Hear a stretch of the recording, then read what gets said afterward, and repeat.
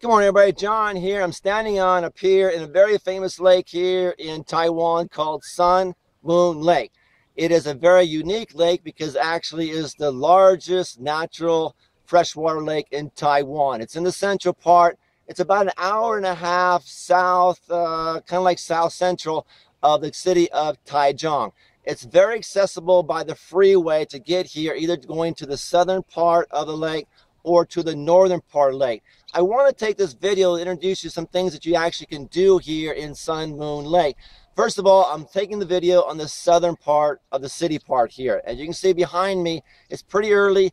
It's a little bit overcast. It's more of a mystified overcast, kind of like a fog, but that's very common here in Sun Moon Lake because it has a reputation of having this unique fog in the morning just before sunrise that you can get some really nice photographs. The same thing at the night time, so really cool looking photographs for sunsets. Now, this lake has a little bit of history to it. First of all, it was discovered by the local Taiwanese Aboriginal tribe. There's actually 12 tribes actually here in Taiwan. This is considered the 10th one that was actually called a particular one. Now, several hundreds of years ago, a long time ago, that particular tribe who lived in a nearby city, some of the local hunters of that tribe was chasing a very rare white deer, and that deer actually stumbled across in this particular lake, and bingo, they discovered Sun Moon Lake. So that particular tribe actually decided to move here because, as you can see here, there's the greatest abundance of water, so there's a lot of fishing here for that local tribe. Also, what's nice about this particular lake here is the fact that you can actually bicycle completely around the lake, or of course, like myself, you can actually jog around the lake. Now, it's about 30 kilometers either jogging or bicycling. Now, I do give you some recommendations for the jogging or bicycling. I definitely recommend that you do it early in the morning. Now, I started mine about 4:30 in the morning. That was because I didn't want to come in contact with too much traffic. There's no bicycle lanes or jogging lanes on the road, so you're going to be jogging along cars. So if you get about 4:30 in the morning, you can pretty much finish your jog or your run within maybe anywhere between 3 to 5 hours, depending upon your skills in jogging and bicycling. But at least by then, you won't have to encounter too many tour buses and cars. They'll start coming up here about 8 o'clock in the morning, especially on Saturday and Sunday.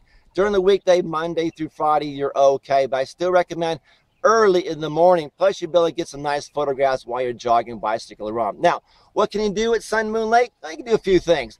There's about 14 different nature, basically hiking trails throughout the mountains here. You can do that anywhere from 1 to maybe 6 kilometers, and they're not very hard, so it's good for all types of families to be able to hike here.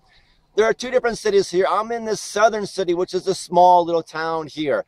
It's a little bit quieter, but you know, this place has been developed quite a bit in the last 10 years, becoming more and more popular with tourists, Taiwanese coming down here, a lot of new hotels. Now, the city in the north is much bigger, a lot of bigger hotels, particularly there. I choose the north because it was easier for me to jog at the starting point to starting from the north.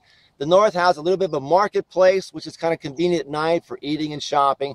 They have, in the north, they basically just have stores and shops up there. Now, other things you can do is, of course, you can take a boat ride. A boat ride throughout the lake, throughout the day or in the evening is quite unique.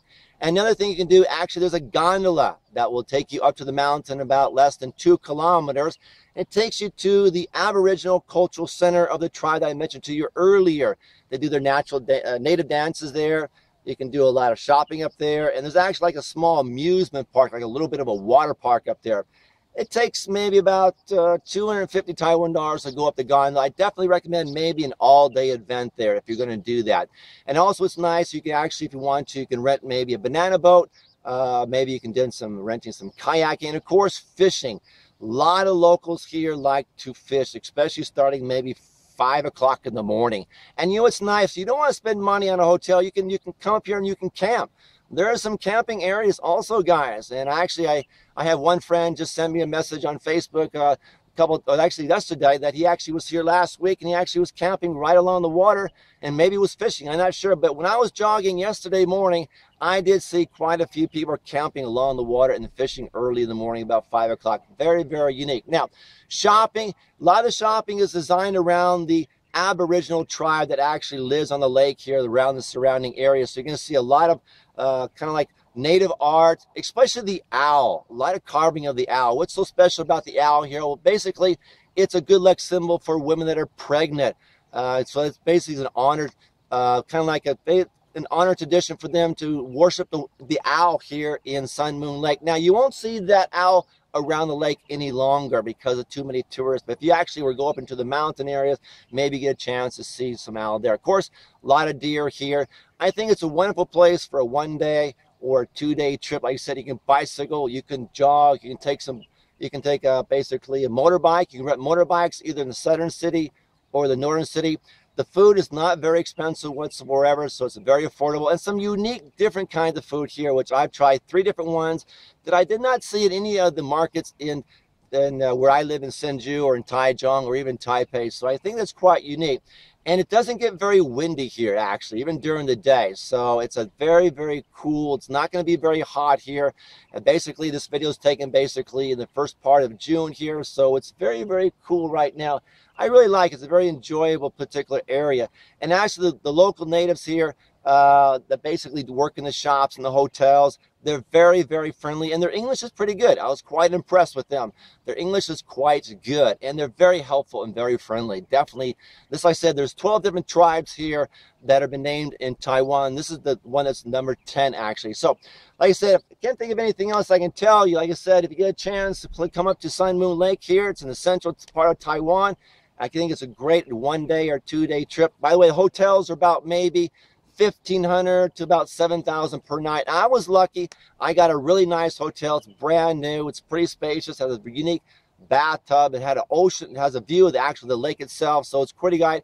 And I got a good price for it. So anyway, here's John here at Sun Moon Lake in the country of Taiwan. Everybody have a good day. Until my next video, take care.